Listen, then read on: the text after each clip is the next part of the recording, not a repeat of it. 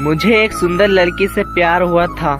मैंने आखिरकार उसे प्रपोज करते हुए बोल ही दिया, I am in love with you totally.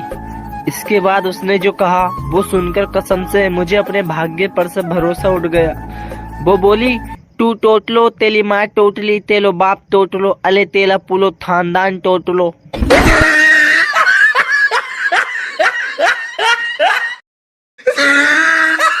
दोस्तों, एक महिला ने अपने जन्मदिन पर 5,000 रुपए खर्च करके फेसलिफ्ट कराई। घर लौटते समय वह एक साड़ी की दुकान पर रुकी और दुकान से जाते समय उसने युवा दुकानदार से पूछा, भाई साहब क्या आप मेरी एज बता सकते हैं? दुकानदार बोला, मैडम आपकी एज लगभग 30 साल होगी। महिला ने कहा, नहीं, मैं वास्तव में 40 साल की हूँ। इसके बाद महिला एक रेस्टोरेंट में गई और उसने वेटर से भी वही सेम प्रश्न पूछा। वेटर बोला, आप लगभग 35 साल की होंगी। महिला ने मुस्कुराते हुए कहा, नहीं, मैं 40 की हूँ। महिला जब बस स्टॉप पर गई तो उसे एक बूढ़े अंकल दिखे। उसने अंकल से भी वही सेम प्रश्न पूछा। अंकल ने महिला के सामने एक शर्त रखी। उन्होंने कहा कि यदि मैंने आपकी सही एज बता दी तो आपको मुझे 400 रुपए देने पड़ेंगे और यदि मैंने गलत बताया तो मैं आपको 400 रुपए दूंगा। महिला ने सोचा मौका अच्छा है, उसने शर्त मान ली। अंकल ने कहा, आपकी एज 40 साल है। महिला ने हैरानी में पूछा, लेकिन आपने मेरी सही एज कैसे बता दी? अंकल बोले, मैडम पैसे निकालो, मैं तो उस रेस्टोरेंट से ही आपका पीछा कर रहा था।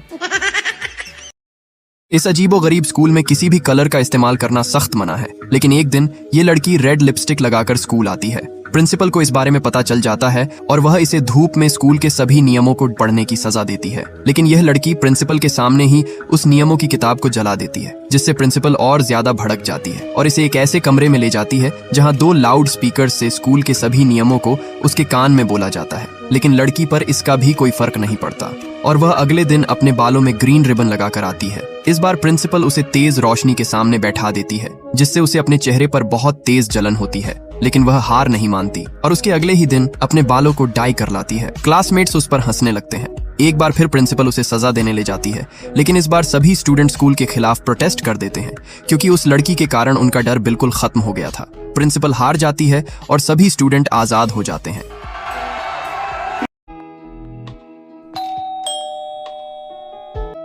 सर आपका पार्सल।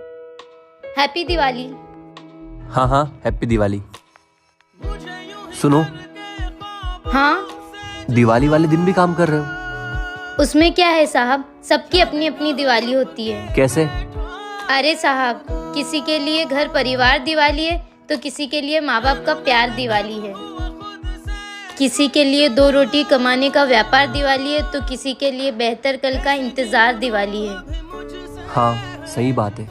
तो कहने का तात्पर्य ये है, त्योहार एक है लेकिन उसके मायने अनेक है। तो आज से आप भी मानते हो ना साहब? सबकी अपनी अपनी दिवाली है।